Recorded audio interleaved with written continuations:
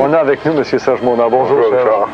Bon, moi, en fin de compte, pour bien situer ceux qui nous regardent dans le contexte de ce rapport-là, des journalistes américains m'avaient envoyé un dossier.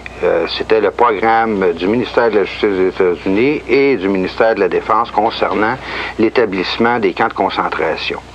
Les journalistes qui m'ont envoyé ça m'ont fait savoir que le dossier n'avait jamais été publié au complet aux États-Unis. Il y avait le directeur du Oakland Tribune en 1976 qui avait fait un article sur un des paragraphes, en fin de compte, concernant ce dossier-là. Malheureusement, une semaine après, sans qu'on sache pourquoi, il était mort. Donc, le document original en anglais, qui était en caractère très serré, n'a jamais été publié intégralement aux États-Unis. Et lorsque les journalistes m'ont envoyé ça, ils m'ont demandé, ils ont dit, écoute, Serge, on aimerait savoir ce que tu en penses, puis que tu puisses faire des vérifications sur un dossier qui est réel et qui est croissant en même temps. J'ai fait des recherches, j'ai appelé à plusieurs endroits à travers les États-Unis et en Australie. J'ai reçu d'autres documents, soit d'ordre économique ou dans d'autres domaines, au niveau militaire, policier et autres, et qui m'ont confirmé qu'effectivement, non seulement il y avait un programme d'établissement de camps de concentration, mais que celui-ci était beaucoup plus élaboré que le document original le laissait croire au départ. La façon que ça a été organisé, ça passe inaperçu, dans le sens que la majeure partie de ces camps-là sont situés soit à proximité ou à l'intérieur de bases militaires américaines, mais ce qui est quand même bizarre, comme celle qui se trouve en Floride, c'est que dans une base militaire, dans une prison militaire, on retrouve des prisonniers de droit commun au niveau civil.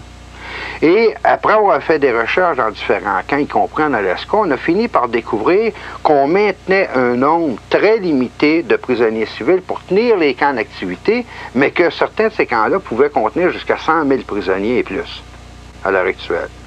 On a des rapports que sur l'entraînement, ce qui va sûrement surprendre des gens, l'entraînement de troupes militaires soviétiques, coréennes, de Mongolie, d'anciennes régions du bloc de l'Est sur la frontière du Mexique, sous le couvercle des Nations Unies, et ces troupes traversent la frontière mexicaine, américaine et canadienne sans jamais être badrées par les gardes frontières. On a juste à poser, bon écoutez, sécurité ou secret d'État, et à ce moment-là, plus personne n'ose parler de quoi que ce soit. D'accord? Le fameux complexe militaro-industriel et américain, qui a continué de grandir et qui s'est drôlement accru en importance, surtout pendant la guerre du Vietnam, est un gouvernement à l'intérieur du gouvernement américain, mais un gouvernement aussi indépendant avec toutes ses structures, excessivement puissant. Il est à remarquer qu'on est en train, en même temps à l'heure actuelle aux États-Unis, de mettre sur pied ce qu'on appelle une force de police nationale tout à fait spéciale, dont, d'après les sources d'information que j'ai, les uniformes sont noirs, les chars d'assaut sont noirs, les hélicoptères sont noirs, tout l'équipement est noir d'un bout à l'autre avec des sigles rouges dont j'attends des copies. C'est un triangle rouge, effectivement, avec supposément 3 sets renversés qui correspondaient à des 6, tout différents, tout dépendant de l'endroit, l'angle sous lequel on le regarde. L'ex-agent de la CIA a confirmé qu'effectivement, toutes les sources d'information dans la revue étaient réelles. Et il a aussi manifesté son énorme surprise à savoir comment ça se faisait qu'un journaliste canadien puisse posséder autant d'informations que ça, surtout sur des sujets qui n'ont jamais été publiés nulle part, qui ne sont pas connus des populations. La façon que les plans sont mis sur pied aux États-Unis, de sources sûres, avec preuve à l'appui, on sait que par le biais des Nations Unies, on veut instaurer un nouvel ordre mondial pour l'an 2000. Milieu 1999 en 2000, avec un énorme spectacle cosmique, ainsi de suite, toute la patente pour être sûr d'impressionner les gens. De toute la planète. De toute la planète en même temps. Ça explique beaucoup, en fin de compte, les voyages de la navette spatiale et tout ce qu'ils sont en train de faire dans l'espace. Mais pour revenir aux camps de concentration, les camps de concentration sont organisés de manière à servir à la première étape de camps de rééducation pour tous ceux qui ne seront pas d'accord avec l'établissement d'un nouvel ordre mondial. Et il faut dire que toutes les techniques utilisées ou expérimentées entre la CIA et la médecine militaire aux États-Unis vont faire l'objet d'un prochain dossier que je vais publier là, après celui-là dans le courant de septembre. et qui va démontrer en profondeur toutes les manières dont ils vont s'y prendre pour faire des lavages de cerveau, briser la personnalité, rééduquer les gens en fonction qu'ils soient capables d'accepter un nouvel ordre mondial, même s'ils ne veulent pas l'accepter. Ils sont rendus très loin au niveau de la recherche technologique dans ce domaine-là. Oui, mais il y a un seul problème, c'est que le gouvernement mondial qui va s'instaurer s'instaure dans une orientation précise qui n'est pas à la faveur des populations, qui est ni plus ni moins qu'un régime communiste, mais à l'échelle mondiale. Une dictature. Une dictature beaucoup plus poussée que celle qui existait avec Hitler. Hitler est un enfant d'école à côté de ce qu'on veut instaurer à l'échelle planétaire. Donc, Hitler était un terrain d'essai, en fait. Un terrain d'expérimentation, de la même manière, comme j'en ai déjà parlé, que l'URSS, ça a été un terrain d'expérimentation à bien des niveaux pour ces personnes-là au niveau international. Écoutez, vous avez fait quelque chose sur les camps de concentration de la Deuxième Guerre. J'ai dit, j'aurais souhaité faire quelque chose de semblable, mais j'ai dit, ça concerne plutôt les années 90. Là, j'avais des bizarres de réactions devant moi. Ouais. D'après ce que j'ai ici, c'est un état de choc général à beaucoup d'endroits. Oui, mais d'un autre côté, c'est très difficile d'essayer de faire passer un journaliste pour un paranoïa quand que le journaliste en question arrive avec des preuves et des références qui sont vérifiables. Deuxièmement, si un journaliste à l'époque de 1930 avait poussé une enquête aussi loin que ce dossier-là, à cette époque-là, ça aurait changé beaucoup de choses. On a vu des fous qui ont tiré sur des filles à Polytechnique. À partir de là, on a fait des pétitions. Il faut désarmer les gens, il faut désarmer. Alors, si on s'apercevait que c'est vrai tout ça, comment on pourrait empêcher ça? La chose de première importance est la diffusion de l'information à la base. Deux, par la conscientisation, par la diffusion de l'information, ça ne pourra pas faire autrement que de créer un scandale et de faire des pressions sur les hommes politiques en place. À forcer, malgré eux autres, les hommes politiques à parler de ces questions-là, il est sûr que ça va retarder des procédés qui sont en cours à l'heure actuelle. À l'heure actuelle, ils ont la voie libre à tous les niveaux parce que, au départ, les gens ne sont pas conscients de ce qui se passe. Leur plus grande peur est que les populations deviennent conscientes parce que ça va être beaucoup plus difficile de l'instaurer parce que les gens vont commencer à s'organiser par eux-mêmes à ce moment-là.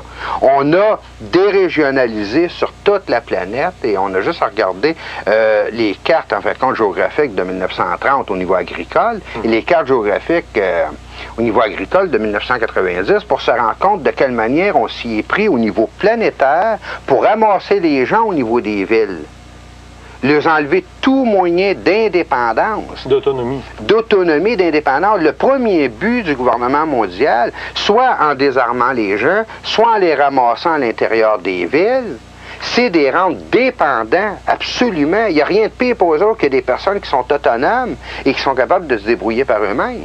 Il y a des fraudes invraisemblables dans le milieu pharmaceutique à l'heure actuelle. J'ai reçu des documents là-dessus et je vais en parler dans d'autres émissions à un moment donné où les compagnies, les multinationales pharmaceutiques s'organisent de manière à ce que les médecins privilégient des médicaments et les prescrivent à des gens, même s'ils n'en ont pas de besoin, afin de faire fonctionner ces compagnies pharmaceutiques-là et, dans un autre temps, pour que ces gens-là soient dans une espèce de léthargie sans être capables de trop réagir. Écoutez, ça va bien, on est calmé, on ne connaît pas la source, par exemple, de nos problèmes, mais au moins on est calmé pour être capable de les supporter.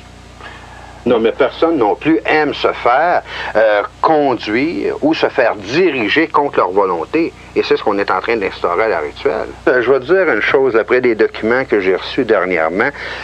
Juste au niveau de la famille, l'orientation du gouvernement mondial va permettre aux femmes et aux familles de pouvoir garder les enfants qu'ils vont enfanter, en autant que les parents vont leur donner une éducation et une orientation avec les principes d'un nouvel ordre mondial. Toutes les familles ou les femmes qui ne seront pas d'accord de donner une éducation semblable selon les principes établis internationalement, à ce moment-là, les enfants vont être enlevés pour être éduqués dans des centres spéciaux. Et à l'intérieur duquel, on va voir exactement qu'est-ce que le nouvel ordre mondial privilégie, encourage comme orientation et de quelle façon qui s'est organisé par la manipulation psychologique des populations à leur faire croire que les valeurs qu'ils possédaient auparavant sont maintenant des valeurs dépassées. C'est pour ça qu'on appelle ça nouvel ordre mondial, nouvelle forme de pensée, nouvelle orientation, nouvelle technologie. Tout est nouveau, donc, par rapport à quelque chose qui est considéré comme ancien. Et c'est là que c'est dangereux, parce que si on regarde une des choses qui a été faite au niveau de l'instauration de ces camps de concentration-là, c'est qu'on a même commencé à changer le système judiciaire aux États-Unis, et semble-t-il au Canada aussi, de manière à ce que la personne qui croira dans sa nationalité, qui sera nationaliste, va être considérée au niveau des nouvelles définitions comme une personne étant atteinte de troubles mentaux. Et les lois sont organisées de telle manière que la personne qui aura soit des croyances religieuses, la personne qui croira dans sa nationalité ou dans ses traditions, on va la considérer comme une personne atteinte de troubles mentaux et potentiellement capable de violence à cause de ça, parce que venant, en fin de compte, d'une tradition passée par laquelle ces choses-là ont déclenché de la violence à travers l'histoire. Et à partir du moment que cette personne-là est considérée comme, juste considéré, il n'y a rien de prouvé, là, on lui enlève tous ses droits pendant une période de 90 jours. Elle n'a plus droit à avoir un avocat pour se défendre. Tous ses biens sont saisis, les comptes de banque sont gelés, tout, et à ce moment-là, on peut faire ce qu'on veut avec la personne. Elle n'a même pas la possibilité de se défendre. Et ces lois-là sont à l'heure actuelle en vigueur aux États-Unis. Et c'est ce qu'on est en train de faire. Tout est en place à tous les niveaux. On est en train de tout instaurer, de changer le système judiciaire, les lois, sans que les populations s'en rendent compte, parce que pendant ce temps-là, on leur donne du pain et des jeux. On leur donne des loteries, on leur donne n'importe quoi pour qu'ils ne prennent pas le temps de réfléchir, de voir qu'est-ce qui se passe. C'est ceux qui veulent instaurer le nouvel ordre mondial. Par exemple, au niveau des Nations Unies, ceux qui font partie de la commission trilatérale, si on veut mettre des noms comme Rockefeller, Rothschild, les Illuminati, la franc-maçonnerie internationale, ce sont eux qui sont en train d'installer ce nouvel ordre-là. Il y a quand même deux sortes de francs-maçons. Il y a quand même ceux qui font partie de ce qu'on appelle le Grand Orient de France, et qui sont ceux qui ont pensé la Révolution française, les Illuminati, qui l'ont mis sur pied, qui ont mis sur pied le système communiste, qui ont mis sur pied le nazisme en Allemagne, et ceux qui font partie d'un franc-maçonnerie comme étant un club tout simplement social comme il y en existe au Québec. Les gens se rendent compte, ils ont des pique-niques de fin de semaine, des choses, il n'y a rien de dangereux dans ces loges-là au Québec. On ne parle pas de la même chose, là, sur lequel je vais donner une conférence demain là, à Saint-Sauveur, et qui porte sur les nouvelles technologies développées entre la CIA et les forces militaires américaines pour le contrôle direct des individus, indépendamment de leur volonté. Merci, Serge Monard. J'espère que vous serez toujours vivant. J'espère moi aussi.